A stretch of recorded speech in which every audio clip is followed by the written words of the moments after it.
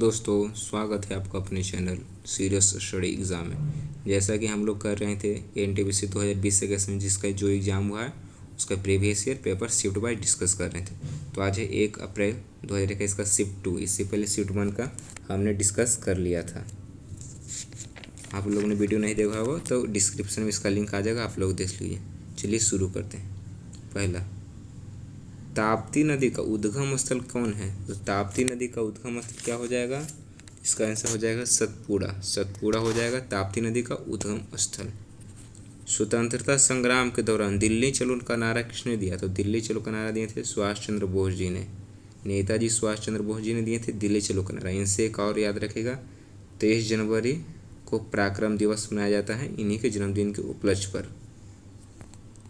अगला, गर्मियों के मौसम में समाप्ति के समय विशेषकर केरल और कर्नाटक में पूर्व मानसूनी बारिश होना अत्यंत आम है। इसे प्रायः निम्न से किस संदर्भ में किया जाता है? जिसको आम वर्षा कहते हैं, आम वर्षा। Which part of the Hindu temple incorporates space for large number of worshipper? इसका सही आंसर हो जाएगा mandapa. Mandapa. Which part of Hindu temple corporates space of the large number of worshippers? तो मांडप्पन। हैदर अली कहाँ के शासक था? तो हैदर अली था मैसूर के शासक। हैदर अली था मैसूर के शासक। इनमें से कौन सा नाभिकीय शक्ति reactor, nuclear power reactor Gujarat में स्थित है? गुजरात में कौन सा स्थित है? तो वो है काकरापार। काकरापार है गुजरात में है। अगला क्वेश्चन, मंत्रिपरिषद सामूहिक रूप से स्लैश के प्रति जवाबदेह होते हैं। जो मंत्रिपरिषद है किसके जवाबदेही होते हैं? तो वो है लोकसभा के जवाबदेही होते हैं मंत्रिपरिषद। आइजैक न्यूटन द्वारा गति के कितने नियम दिए गए? सिंपल क्वेश्चन, 3 नियम थे। गति के कितने नियम दिए थे? 3 नियम। फिल्म कुंजांगल को 50वें अंतर्राष्ट्रीय फिल्म महोत्सव रोइटर्स 2021 में टाइगर पुरस्कार प्रदान किया था। इस फिल्म कौन सी भाषा में था? तो ये फिल्म था तमिल भाषा में। एक करंट अफेयर का सवाल था। अगला क्वेश्चन, पृथ्वी का कौन सा भाग मैग्मा का मुख्य स्रोत होता है? तो वो होता है मैंटल। टाइपिंग छुपा हुआ मैंटल। मैंटल होता है पृथ्वी का मैग्मा का मुख्य स्रोत। अगला क्वेश्चन, 10 क्वेश्चन हो चुका है। 11वां क्वेश्चन, PSLV C-37 ने कितनी उपग्रहों को सफलतापूर्वक छोड़ा था? जो भारत ने एक विश्व रिकॉर्ड बनाया था तो वो था 104। इसरो के पास ये रिकॉर्ड था। लेकिन अभी जो है स्पेस एक्स के मालिक इलॉन मस्क जो फाल्कन 9 रॉकेट से कितने रॉकेट दागे थे? 143 रॉकेट दागे थे। अब रिकॉर्ड उनके पास है। पहले ये रिकॉर्ड था भारत की इसरो के पास। 104 रिकॉर्ड छोड़ दे PSLV C-37 से। प्रधानमंत्री किसान संपदा योजना इनमें से किसमें निवेश को बढ़ावा देने के लिए संचालित का एक प्रमुख कार्यक्रम है? तो इसका सही आंसर हो जाएगा खाद्य प्रसंस्करण। प्रधानमंत्री किसान संपदा योजना में से किसके निवास को बढ़ावा देने के लिए पूछा? प्रधानमंत्री किसान संपदा योजना किससे रिलेटेड? तो वह खाद्य प्रसंस्करण मंत्री से। खाद्य प्रसंस्करण। भारत में उदारीकृत विनिमय दर प्रबंधन प्रणाली LERMS की स्थापना कब की गई थी? तो इसका स्थापना की गई थी 1992 में, 1992 में। भारत ने अपने पहले उपग्रह का प्रक्षेपण कब किया था? तो भारत ने अपने पहले उपग्रह का प्रक्षेपण कब किया था? 19 अप्रैल 1975 को भारत ने अपने पहले उपग्रह का प्रक्षेपण किया था। 1948 में अर्ली इंड्स सिविलाइजेशन नामक पुस्तक किसने लिखी थी? 1948 में अर्ली इंड्स सिविलाइजेशन पुस्तक किसने लिखी थी? तो वो थे अर्नेस्ट मैके। अर्नेस्ट मैके का बुक था अर्ली इंडस सिविलाइजेशन। शिक्षित बेरोजगार युवाओं के लिए स्वरोजगार के अवसरों को सृजन करने के लिए प्रधानमंत्री रोजगार योजना किस वर्ष लागू की गई थी? वो लागू किया गया था 1993 में। प्रधानमंत्री रोजगार योजना 1993 में। पद्मावत के रचयिता कौन थे? तो मलिक मोहम्मद जैसी। इंपॉर्टेंट है, ये 2-3 शिफ्ट में पूछा गया सेम क्वेश्चन। पद्मावत के रचयिता मलिक मोहम्मद जैसी। मैंग्रोव वन कहाँ पाए जाते हैं? तो मैंग्रोव वन कहाँ पाए जाते हैं? तो होते हैं ज्वार भाटों से प्रभावित तटों में। सबसे ज़्यादा आपको मैंग्रोव वन कहाँ मिलेंगे? सुंदरवन। सुंदरवन पश्चिम बंगाल सबसे ज़्यादा मिलेगा मैंग्रोव वन। इनमें से किसी अंतर्राष्ट्रीय क्रिकेट में 500 छक्के लगाने के वाले दुनिया का पहले खिलाड़ी हो गए? तो वही क्रिस गेल। छक्कों के बात है, चाहे T20 में सर्वाधिक रन है वो अब क्रिस गेल मारिएगा, सही जाएगा 100%। ट्रैक बॉल निम्नलिखित में से किस श्रेणी के अंतर्गत आता है? तो ट्रैक बॉल आता है इनपुट श्रेणी के अंतर्गत। इनपुट श्रेणी ट्रैगेट में आता है इनपुट डिवाइस। बाकी तो आप जानवे करते हैं इनपुट डिवाइस होता है और एक आउटपुट डिवाइस होता है। रियो 2016 ग्रीष्मकालीन ओलंपिक में महिलाओं के लिए एकल बैडमिंटन स्पर्धा में किसने स्वर्ण पदक जीता था? तो वह कैरोलिना मैरिन ने जीता था पीवी सिंधु को हराकर। पीवी सिंधु जीते थे सिल्वर मेडल और ये जीते थे gold, Carolina Marin. MS. Swaminathan क्या है? तो वो थे एक कृषि वैज्ञानिक थे एम.एस. स्वामीनाथन। भारतीय संविधान इनमें से कौन सा अनुच्छेद अल्पसंख्यकों के हितों से संबंधित है?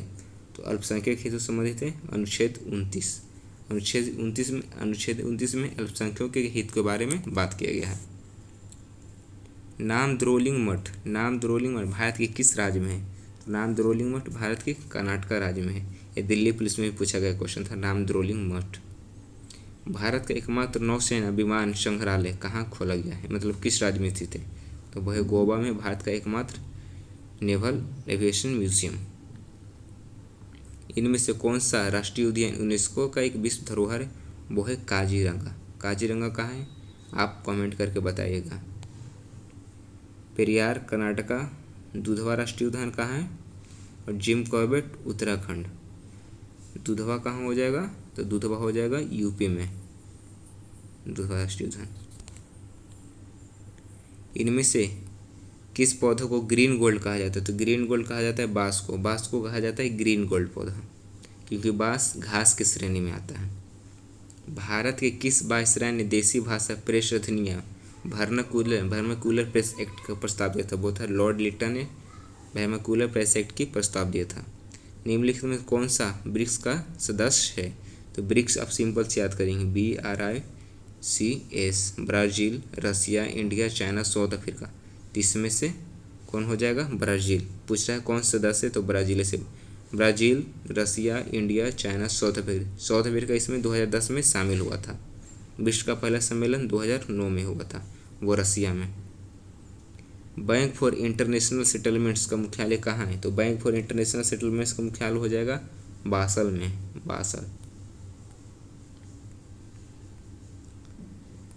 इनमें से किसने VLCC फेमिना मिस इंडिया जीता? तो आपको पता होगा मानसा वाराणसी आप लोगों को पता होगा। मिस इंडिया कौन बनी थी? मानसा वाराणसी। करंट अफेयर का सवाल है। आज 2021 में बनी थी, अब 2020 तो ऐसे ही लग रहा है, लेकिन 2020 में नहीं, 2021 में बनी थी। 2020 का टाइटल था, जिसके अभी टोक्यो ओलंपिक 2020 हुआ था, लेकिन टोक्यो ओलंपिक 2020 कब हुआ? 2021 में हुआ था, तो समझ लीजिएगा।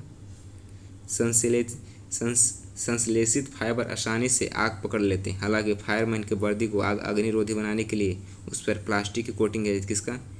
मेलामाइन की प्लास्टिक की कोटिंग किया जाता है, जिससे वो फायरमैन के आग वर्दी पर आग नहीं पकड़ते हैं। इनमें से किस जंगल के पेड़ों की जड़ें पानी में डूबी होती? तो मैंग्रोव वन। मैंने बताया था मैंग्रोव वन के पेड़ पौधे पानी में डूबे होते। सुंदरबन डेल्टा में बहुत सारा मैंग्रोव वन पाया जाता है। रात्रि के समय आकाश में मौजूद सबसे चमकीला ग्रह कौन होता है? तो वो होता है शुक्र। सबसे चमकीला ग्रह कौन है? शुक्र। अगला क्वेश्चन, निम्नलिखित में से किसे भारतीय संविधान के आत्मा के रूप में जाना जाता है? तो निम्नलिखित में किसे संविधान के रूप में जाना जाता है? वो है मौलिक अधिकार। मौलिक अधिकार को संविधान के आत्मा के रूप में जाना जाता है। सिंधु सभ्यता इनमें से किस स्थलों में जलाशय के साथ मिले थे? साक्ष्य मिले थे जलाशय के साथ। थोलाभिरा में मिले थे जलाशय के साक्ष्य। राजाजी राष्ट्रीय उद्यान कहाँ है? वो है उत्तराखंड में राजाजी राष्ट्रीय उद्यान। बिहार में एकमात्र है Valmiki tiger reserve. Pilibhit tiger reserve कहाँ है? उत्तर प्रदेश में। दुधवा नेशनल पार्क उत्तर प्रदेश में। निम्नलिखित में से कौन सा ISCII के फुल फॉर्म है? तो हो जाएगा Indian standard code for information interchange. Indian standard code for information interchange. निम्नलिखित में से कौन सा एक आउटपुट डिवाइस है? जॉयस्टिक इनपुट डिवाइस है। कीबोर्ड भी इनपुट रहता है, स्कैनर भी इनपुट होता है, लेकिन मॉनिटर तो आप देखे भी करें कंप्यूटर में, वो बाहर ही मिला था, तो वो है आउटपुट डिवाइस है। भारत की सबसे बड़ी तटीय खारे पानी की झील इनमें से कहाँ है? तो वो है चिल्का झील, उड़ीसा में। उड़ीसा में स्थित है चिल्का झील। वीडियो आप लोगों को पसंद आ रहा हो तो आप लाइक शेयर कमेंट करना न भूलें, सब्सक्राइब तो जरूर करें और शेयर करके अपने दोस्तों को बताएं। आपको ग्रुप डी में बहुत ज़्यादा हेल्प मिलेगा इससे। तो थैंक यू।